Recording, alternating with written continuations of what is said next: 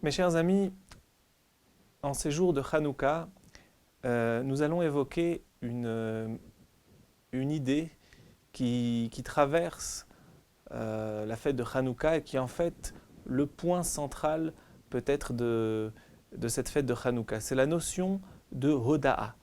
Hoda'a, ça veut dire remerciement ou reconnaissance. Alors, remerciement ou reconnaissance, ce sont deux notions qui sont liées.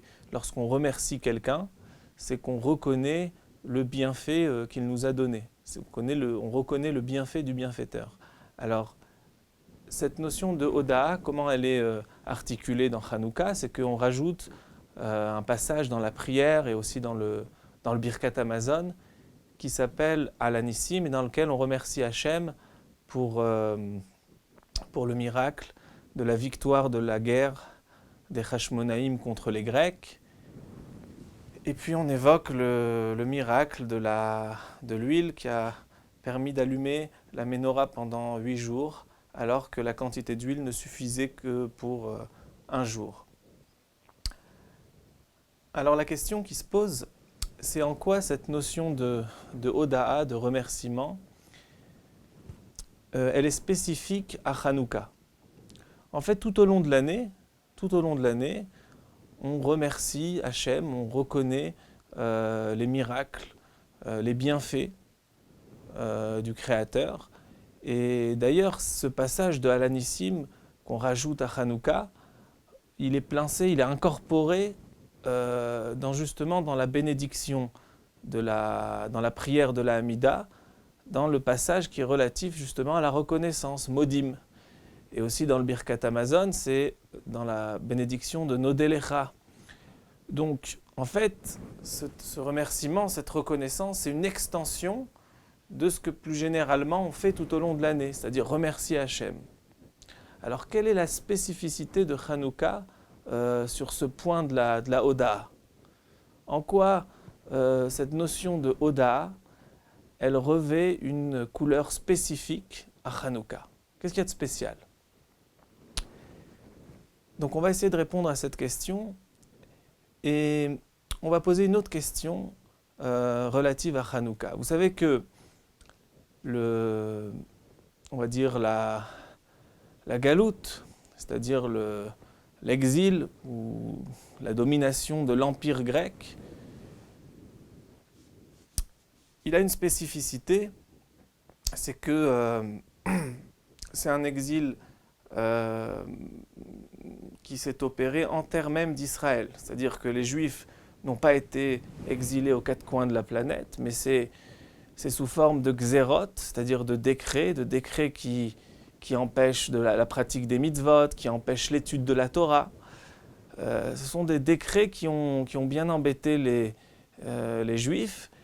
Et alors, on sait que lorsque des décrets viennent, ils sont conséquents, ils sont consécutifs d'un relâchement de faute. Alors quel a été le problème à cette époque? Quelle a été la faute? Qu'est-ce qu'on a reproché aux Juifs pour qu'ils aient mérité, entre guillemets, tous ces décrets, tous ces xérotes, l'interdiction du service dans le temple, l'interdiction de la pratique du Shabbat, de la circoncision, etc., etc. Alors à ce sujet, il y a un des grands maîtres qui s'appelle le Bach, c'est un des grands commentateurs de la Halacha. Alors lui, il pointe du doigt le problème suivant. Il dit « Itrashlu ba'avoda ». Ça veut dire que les Juifs de l'époque, ils se sont relâchés, ils ont amoindri leurs efforts dans le service, en particulier dans le service du temple, mais de manière plus générale dans la Avodat Hashem. Ça veut dire qu'il y avait une sorte de lassitude, de fatigue, il y avait un manque d'enthousiasme, un manque d'engouement pour le service du temple, pour le service du Beth Amikdash, donc pour le service d'Hachem. Alors là aussi, il faut comprendre quelle est la spécificité de Hanouka à ce titre. Ça, c'est quelque chose qui peut arriver à toutes les époques. Et donc, en quoi le problème donc, de ce relâchement est lié à la domination de l'Empire grec est lié à l'esprit donc de Yavan, la Grèce, et quelle est donc la spécificité de Hanouka à ce titre. Alors, l'une des méthodes que l'on peut adopter, c'est de remonter aux sources de la relation entre ce qu'on appelle Shem et Yéfet. Donc, je vous rappelle que selon les généalogies de la Torah, Shem, c'est l'ancêtre donc du peuple juif, c'est l'ancêtre des patriarches, Avraham, Yitzhak et Yaakov, alors que Yéfet, c'est l'ancêtre du peuple grec. Donc Yéfet, c'est un des fils de Noach, un des 3 fils de Noach, donc Shem, Ham et Yéfet. Alors, il y a un passage justement dans la paracha, dans le Seder de Noach, où s'articule une relation entre Shem et Yéfet. Et si on étudie un petit peu ce passage, peut-être qu'on va en comprendre un peu plus dans cette friction très difficile donc entre Shem et Yéfet. Alors regardez, vous connaissez l'histoire lorsque Noach, donc il a habité dans l'arche pendant un certain temps, et puis au sortir de l'arche, on nous raconte qu'il a planté une vigne. Vaïta Karem, il a planté une vigne, il a bu du vin et il s'enivra. Et alors, il s'est retrouvé dénudé dans la tente. C'est ce que nous raconte le texte. Et alors, on nous raconte que Ham, donc l'un des 3 fils de Noach, et qui est le père de Kénaan, de ce qui va s'appeler Kénaan, donc Ham, il a vu la nudité de son père, et il est parti raconter à ses frères qui étaient à l'extérieur de la tente, il a été raconter ce qu'il a vu. Alors il va être maudit sévèrement par Noach pour ce manque de pudeur, ce manque de sensibilité par rapport à l'état où était livré Noach. En revanche, on nous dit que Vaikar Shem va Yéfet et à Simla. Shem et Yéfet ont pris un vêtement, Veyasimu al Shrem Shneem, ils l'ont posé sur leur épaule, et ils sont partis à reculons, aussi dans un esprit de pudeur, pour couvrir la nudité de leur père. Alors au réveil, Noach il s'est rendu compte donc, de ce qui lui est arrivé, et il a dit à Arur Kénaan, il a maudit Ham en disant maudit soit Kénaan, et il a donné une bénédiction à Shem ainsi qu'une bénédiction donc à Yéfet. Il a dit entre autres Yaft Elohim le Yéfet Veishkon Beaole Shem. Donc il a promis l'élargissement, la beauté à Yéfet, au monde de Yéfet, et la résidence, la présence divine dans les tentes de Shem. Quant à Kénaan, il lui a promis l'esclavage. Alors, de manière superficielle, on pourrait comprendre que l'attitude de Shem et l'attitude de Yéfet sont identiques. C'est-à-dire qu'ils ont accompli un acte commun. Les deux, ils se sont souciés de la nudité de leur père, ils se sont souciés de couvrir la nudité de leur père, et donc à ce titre, ils ont mérité chacun une bénédiction respective. Ça, c'est quand on a une lecture un petit peu superficielle. Mais vous savez que nos sages apprécient chaque mot, sont attentifs à chaque mot de la Torah. Et alors, il y a une anomalie dans le texte. C'est qu'on ne nous dit pas que Shem et Yéfet ont pris le vêtement ensemble. On nous dit ça au singulier. Vaikar Shem, c'est Shem qui a pris le vêtement, va Yéfet et Yéfet. Comme si on voulait nous dire que c'est principalement Shem qui a pris le vêtement et qu'accessoirement c'est Yéfet qui l'a pris aussi. Alors qu'est-ce que ça veut dire ? Ça veut dire que Shem a pris le vêtement, mais Yéfet aussi. Alors, soit ils l'ont pris tous les deux, soit il n'y a que Shem qui l'a pris. C'est pas clair. Alors, Rashi qui se fait la voix de nos sages, ben il dit que Shem, il s'est plus empressé, il a plus fourni d'efforts dans la réalisation de cette mitzvah, si vous voulez. Shenitametz ba mitzvah yoter mi yefet. Et la récompense, c'est sa descendance va recevoir la mitzvah du talit shel mitzvah. C'est les fameux tzitzit. Quant à Yefet, il va aussi recevoir une récompense. C'est la kvura, c'est-à-dire l'enterrement. Mais Shem, il a plus fourni d'efforts. Alors, qu'est-ce que ça veut dire qu'il a plus fourni d'efforts ? Pourquoi il était plus sensible à la nudité de son père ? Rashi ne nous explique pas pourquoi. Alors écoutez, l'une des interprétations les plus intéressantes donc, dans cette collaboration, si vous voulez, qui est entre Shem et Yefet, elle nous a été donnée par le natif de Volojine, donc Rabbi Tzvi Ouda Berlin, l'un des Rosh Yeshiva de Volojine, qui a le plus marqué donc, cette yeshiva, et qui a un commentaire très impressionnant donc, sur la Bible. Et alors il explique de la manière suivante, j'espère que je ne trahis pas ses propos, c'est que c'est vrai que Shem et Yefet, les deux ont accompli l'action. C'est vrai. Mais en fait, Shem et Yefet ne l'ont pas accompli dans le même esprit. Ils n'ont pas accompli dans le même esprit.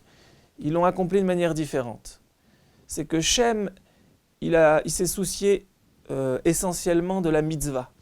Une mitzvah du respect des parents, une mitzvah on va dire, de sauver l'honneur, de sauver l'honneur de son père, de sauver la tzniout de son père. Et il a réalisé ça en tant que mitzvah. Mitzvah, ça veut dire, vous savez que le mot mitzvah, il connote l'idée d'une relation avec la transcendance, une relation avec le Créateur. Mitzvah, ça veut dire lié, associé. Et donc, Shem, c'est dans cet esprit qu'il a réalisé. Et donc, à la limite, il aurait accompli cet acte tout seul. Il n'avait pas besoin de Yefet. Parce que vous savez qu'on a un principe, Bo yoter mi beshlucho, que quand une mitzvah, si on l'accomplit, si on peut l'accomplir seul, sans nommer quelqu'un pour la faire à notre place, eh ben c'est mieux.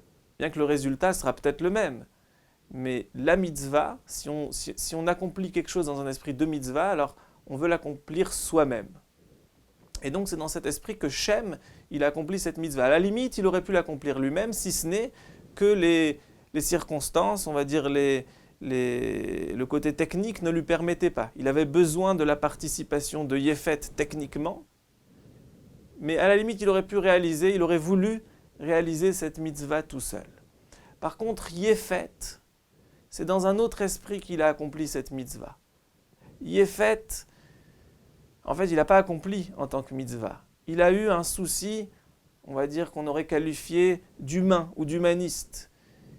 Il ne supportait pas peut-être esthétiquement, il ne concevait pas qu'on puisse comme ça, que la nudité de son père soit exhibée, et on le comprend. Et donc, dans une approche tout à fait humaine, rationnelle, morale même, eh ben, il a voulu aussi participer à cet acte. Mais vous comprenez que ce n'est pas dans le même esprit. Or, au final, l'acte, il paraît le même, mais il est totalement différent.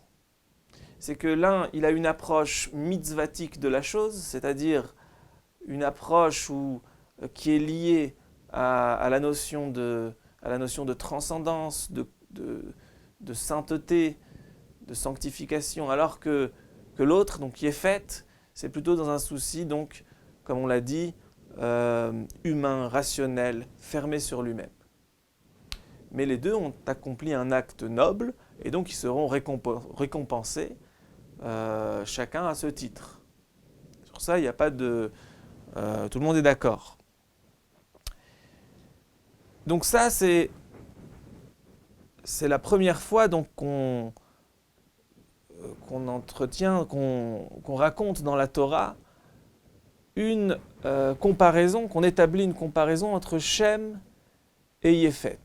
Donc entre l'ancêtre du peuple juif, en fait, et Yéfet, qui est, entre autres, l'ancêtre de ce qu'on appelle le monde, ou l'empire, ou la culture grecque.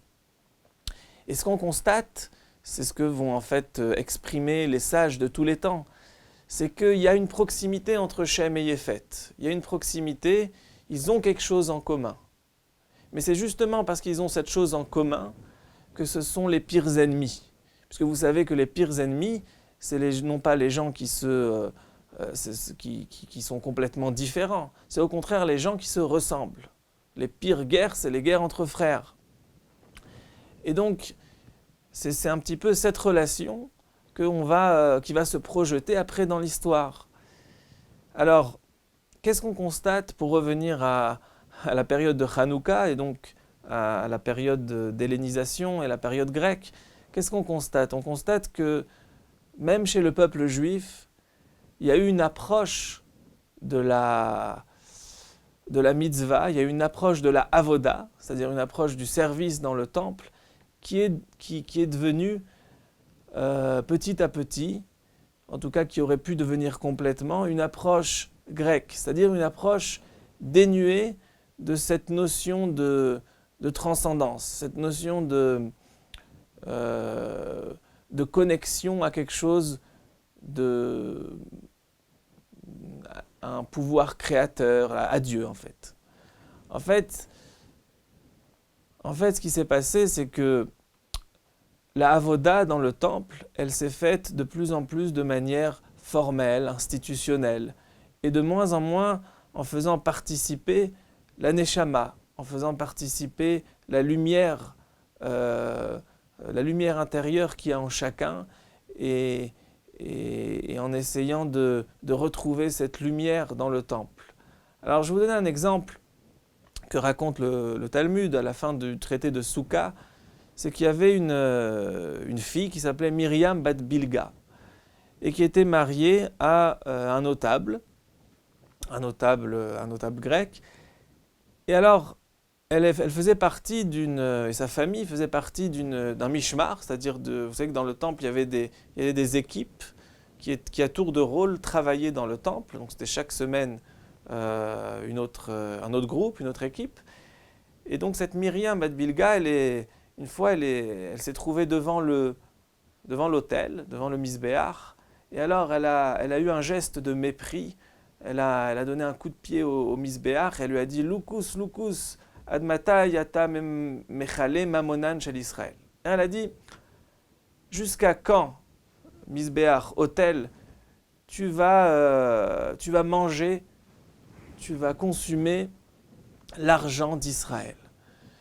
Ça veut dire que dans cette expression de mépris, elle a voulu dire qu'en fait, ce qui se passe dans le temple, ça ne sert à rien, qu'on ne voit pas de résultat concret, qu'on ne voit pas d'utilité.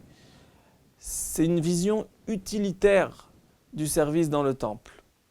Et donc, c'est une vision qui est dénuée de tout aspect, on va dire, transcendant, de tout aspect religieux.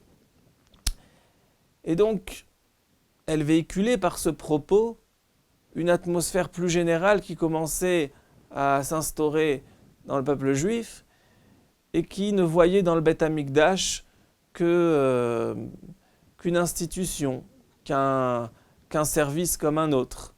Et donc, d'où le souci de voir un vrai problème. Et c'est ça peut-être que le bar qu'on a cité tout à l'heure, il pointe comme un relâchement dans la Avodat Hashem. C'est quoi ce relâchement? C'est pas juste que les Juifs n'avaient plus la force d'accomplir les mitzvot, le tzerara comme d'habitude. C'est qu'il y avait une véritable une approche grecque qui était en train de s'instaurer. C'est une approche qui n'entrevoit pas la lumière divine dans la Avodat Hashem, dans la mitzvah. Et ça, c'est un problème qui nous guette à toutes les époques et jusqu'aujourd'hui. Et à ce titre, on n'est pas encore sorti complètement de cette galoute. C'est-à-dire d'avoir une approche qui privilégie le côté institutionnel, le côté formel, pour ne pas aller droit au but, c'est-à-dire l'aspect de la mitzvah, l'aspect de la connexion avec Hachem. On peut accomplir les mitzvot, on peut étudier la Torah, accomplir les mitzvot, aussi étonnant que ça puisse paraître, en étant déconnecté du divin. Et c'est ça que les Hashmonaïm ont essayé de contrer. C'est ça que les Hashmonaïm ont essayé de contrer. D'ailleurs, lorsqu'ils ont trouvé la fameuse fiole d'huile dans le temple, donc elle était impure, elle a été impurifiée par les Grecs, et ils ont dû mettre du temps pour aller fabriquer et chercher de l'huile pure qui n'a pas été souillée. D'où la nécessité de se débrouiller avec cette petite quantité d'huile qui n'a pas été souillée pendant 8 jours. Mais tous les maîtres demandent, mais on sait bien qu'on peut, quand on n'a pas le choix, on peut en certaines circonstances, quand il s'agit d'un service public qui touche à l'ensemble de la communauté, on peut utiliser de l'huile impure. Et donc pourquoi ce souci, cet excès de zèle de la part des Hashmonaïm d'avoir dû chercher de l'huile pure? La réponse est qu'entre l'huile pure et l'huile impure, en fait, il n'y a pas de différence visible. C'est juste une question de sensibilité par rapport à la pureté, par rapport à l'invisible, par rapport au divin, par rapport à la transcendance. Et donc, c'est cet aspect qu'ils ont voulu souligner. C'est cette guerre qu'ils ont voulu mener. Donc ça, c'est la première chose qu'on peut entrevoir donc, dans cet épisode de Noach, où s'articule donc une relation entre Shem et Yéfet. Alors on peut aussi exprimer la chose de la manière suivante. Donc toujours en relation avec cet épisode, quelle est la différence fondamentale entre l'acte de Shem et l'acte de Yéfet, qui paraît être le même acte? Donc c'est la question qu'on a posée tout à l'heure, et que le texte souligne que c'est Shem qui a essentiellement accompli, qui s'est essentiellement soucié de couvrir la nudité de son père. Pourquoi? Quelle est la différence? Eh bien, c'est que les motifs qui ont poussé Shem à agir ainsi ne sont pas les mêmes que les motifs qui ont poussé Yéfet. Pourquoi? Alors, pas seulement, comme on l'a dit tout à l'heure, parce que l'un regardait ça sous l'aspect de la mitzvah et l'autre non, c'est aussi parce que l'approche de manière plus générale était différente. L'approche de Shem, c'est une approche de tsniout. C'est-à-dire que, dans l'esprit de ce qu'on a dit tout à l'heure, le corps de l'homme ne doit pas être exhibé comme ça. Enfin, toutes les parties du corps humain ne sont pas toutes bonnes à être montrées. Et donc, cette notion de tsniout, qui est typiquement juive, c'est ça qui était le motif de l'action de Shem. Alors que chez Yéfet, de ce qu'on connaît de la culture grecque et de l'esthétique, de la beauté, c'est peut-être par pur souci esthétique. C'est-à-dire que, à la limite, c'est pas un corps nu qui aurait dérangé Yéfet, mais c'est un corps nu présenté de cette manière. Peut-être que si c'était le corps d'une belle femme ou quelque chose qui pourrait ressembler à de l'art ou à quelque chose de plus esthétique, alors peut-être que Yéfet n'aurait pas été dérangé. Alors c'est toujours dans le même esprit de ce qu'on a dit tout à l'heure, mais c'est articulé plus sous la lumière du beau, de l'esthétique. Et c'est ça une différence aussi majeure qu'il va y avoir entre Shem et Yéfet, mais ils vont aussi se rejoindre un petit peu. C'est que les deux véhiculent une notion de la beauté, une notion de l'esthétique, mais dans deux approches complètement différentes. Alors que celle de Shem, l'approche de Shem, c'est une approche qui privilégie l'intériorité, et donc la pudeur. où on ne doit pas tout montrer, où il y a des choses qui doivent être cachées, parce qu'elles révèlent des choses qu'il serait trop dommage de montrer pour être mal comprises. Alors ça, c'est l'approche de Shem. L'approche de Yéfet, c'est une approche où il s'agit uniquement de satisfaire, le regard. Alors, peut-être pour des motifs beaucoup plus hauts et beaucoup plus nobles, mais en tout cas, ce n'est pas un souci de pudeur. Mais il y a quand même un souci esthétique, et donc c'est pour ça que les sages vont énormément valoriser l'apport de Yavan, l'apport de la Grèce, justement, dans ce souci de la beauté. Et la langue grecque en particulier, c'est la seule langue dans laquelle la Torah, comme le dit le traité de Megillah, le Sefer, le rouleau de la Torah peut être traduit. Parce que la langue grecque, nous dit Rashi, c'est la plus belle. Peut-être après le Lashon HaKodesh, mais c'est la plus belle. C'est la plus belle langue. Et donc il y a un apport de Yéfet qui, intégré dans les tentes de Shem, pour reprendre l'expression du Talmud, peut être très utile. Mais là, comme on l'a dit tout à l'heure, là où il y a une proximité, c'est là où il y a un danger. Il y a un danger que ce souci de la beauté, ce souci de l'esthétique soit mal compris, et qu'on privilégie non pas l'intériorité des choses, que la beauté ne soit plus un moyen d'avoir accès à l'intériorité, mais que ce soit un but en soi. Et c'est ça le danger de Yavan. Permettez-moi de raconter une anecdote qui est très révélatrice, que m'a raconté un rabbin en Israël, qui a été interviewé il y a quelques années. Il a été interviewé sur la chaîne BBC, sur la chaîne internationale BBC, et la journaliste, l'intervieweuse, lui a posé la question suivante: pourquoi dans les médias dits religieux, les médias juifs religieux en particulier, mais aussi d'autres obédiences, pourquoi les femmes sont systématiquement mises à l'écart, cachées? Il n'y a pas de photos, il n'y a pas de photographie, il n'y a pas d'image de femmes, même si elles ne sont pas dénudées, etc., mais on voit peu de femmes. Pourquoi? Alors il a eu cette réponse très intéressante, à mon sens, qui est de dire que dans le judaïsme, tout ce qui est plus quelque chose est sacré, plus quelque chose est saint, plus il est caché. Le symbole de ça, c'est par exemple le Kodesh Kodashim, le Saint des Saints. Le Kodesh Kodashim, c'est l'endroit le moins fréquenté au monde, parce qu'il n'y a que le Kohen Gadol, le grand prêtre, qui peut y rentrer une fois dans l'année. Et c'est l'endroit le plus saint. Donc ça veut dire que plus quelque chose cache un potentiel profond, intéressant, sacré, plus il doit être mis à l'écart, il ne doit pas être exhibé pour ne pas qu'il soit abordé de manière superficielle. Et donc chez nous, la notion de tsniout, la notion de pudeur, qu'est-ce qu'elle véhicule? Elle véhicule que le corps de la femme, ce serait dommage de le montrer, parce que on passerait à côté de la profondeur, de la gdusha qu'il y a dans la relation donc homme-femme.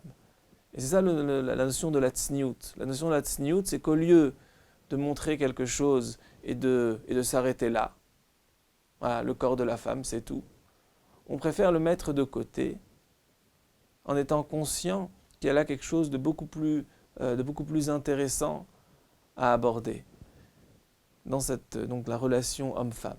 C'est ça le principe de la tsniout. Et alors, pour en revenir à l'interview, alors la journaliste, elle a eu un fou rire.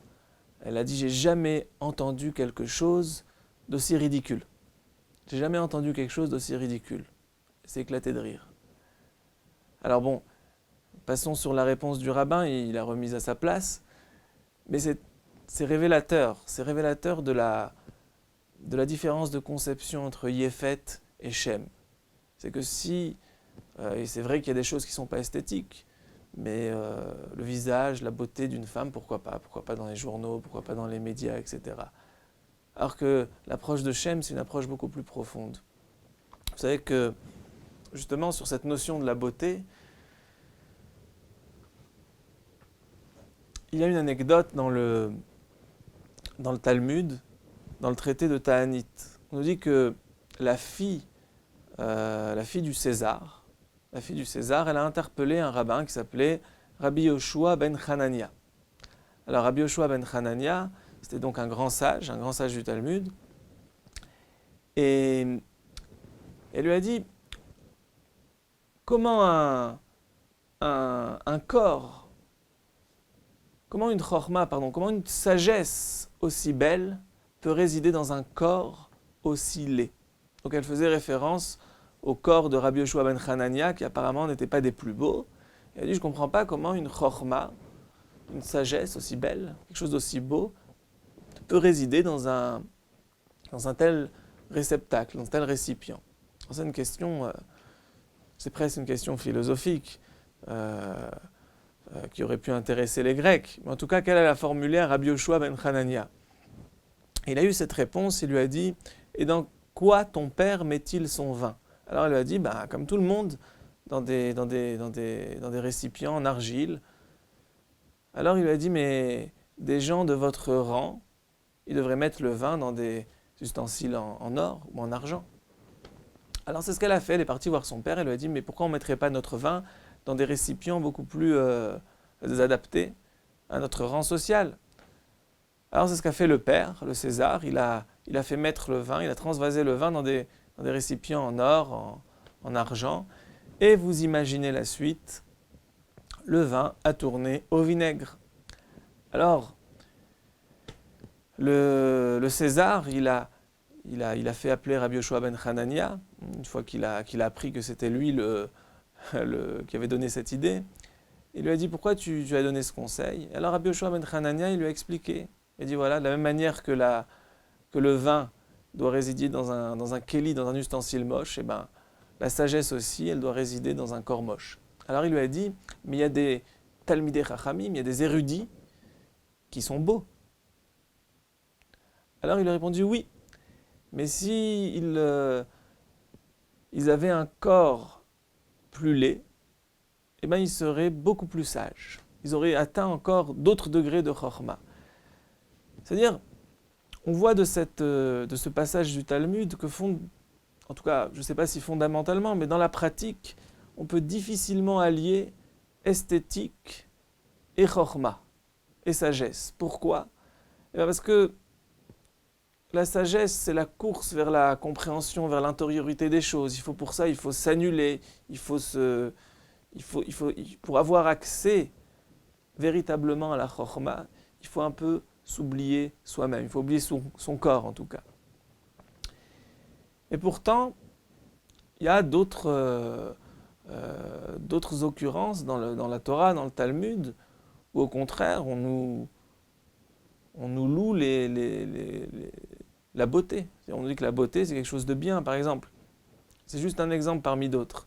Mais la femme d'Abraham, le patriarche, donc elle s'appelait Sarah, mais on nous dit qu'elle s'appelait aussi Iska. Et pourquoi elle s'appelait Iska? Alors une des raisons invoquées par le Talmud, c'est parce que tout le monde pouvait contempler, sochin, c'est la racine, le verbe, tout le monde pouvait contempler sa beauté. C'est-à-dire que Sarah, c'est une femme très belle, immensément belle. Il y en a d'autres aussi qui sont cités par l'enseignement oral, mais en tout cas, la femme d'Abraham, Sarah, c'était une femme immensément belle. Et le Chida, l'un des plus grands maîtres, Rabbi Yosef Chaim David Azoulay, il fait remarquer que justement, en comparant la beauté de Sarah avec le passage qu'on a évoqué tout à l'heure, avec la laideur entre guillemets de Rabbi Yoshua ben Hanania, on est un peu interpellé parce qu'on ne comprend plus. Est-ce que c'est bien? Est-ce que c'est bien la beauté, l'esthétique? Est-ce que c'est compatible avec la Torah, avec la sagesse, avec la crainte du ciel ou pas? Et on a dit que de manière générale, non. Mais parfois, de manière exceptionnelle, c'est vrai que la beauté, ça peut être un moyen d'accéder à à quelque chose de plus supérieur. C'est-à-dire que la beauté, la lumière esthétique, c'est le reflet de quelque chose d'intérieur. Et ça, quelques personnes l'ont mérité. Donc ça veut dire, si on voulait résumer, que la conception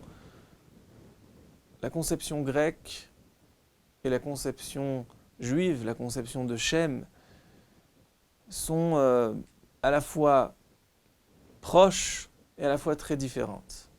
Elles divergent parce que la conception de Shem, la conception du peuple juif, aussi bien de la avoda, c'est-à-dire du service, que du beau, que de l'esthétique, c'est une conception qui privilégie l'intériorité des choses. Il ne faut jamais que la forme ne prenne le pas sur le fond. C'est ça, au fond, le message de Hanouka. Et pour en revenir à la question de départ, nous avions demandé pourquoi le remerciement, pourquoi la reconnaissance. Eh bien, c'est le cœur de Hanouka. Eh bien, c'est parce que c'est quoi la Oda? C'est quoi reconnaître, remercier Hachem pour tout ce qu'il fait? C'est ne pas laisser les événements filer et les regarder comme ça de manière extérieure et dire voilà, il s'est passé ça, il s'est passé ça. Non. C'est une manière de connecter la réalité avec le divin. C'est une manière de voir dans les événements de la vie, alors les grands miracles, mais aussi les miracles cachés, et puis aussi les petits miracles quotidiens. De les connecter, c'est une manière de se connecter au divin, en fait, de se rapprocher d'Hachem. C'est une manière de se rapprocher d'Hachem. Et ça, c'est quelque chose que le grec ne connaît presque pas. De relier un événement à Hachem, c'est ça la Oda. C'est quoi la Oda? C'est de dire, voilà, ça, c'est Hachem. Ça, je remercie Hachem pour ça. Et ça, c'est quelque chose qui est une victoire, qui est une véritable victoire sur l'Empire grec. C'est ça qu'on nous demande à Hanouka. On nous demande de réfléchir à cette notion d'intégrer en tout cas, cette notion de Oda, de remerciement. Et grâce à cette notion de remerciement, on peut se rapprocher petit à petit d'Hachem et, comme on dit aujourd'hui, d'être connecté en quelque sorte au divin. Alors puisqu'on parle de remerciement, c'est une occasion pour remercier les studios de Torah Academy de m'avoir invité et de vous avoir fait partager ces quelques idées autour de la fête de Hanouka, en espérant que nous soyons au niveau de revoir le temple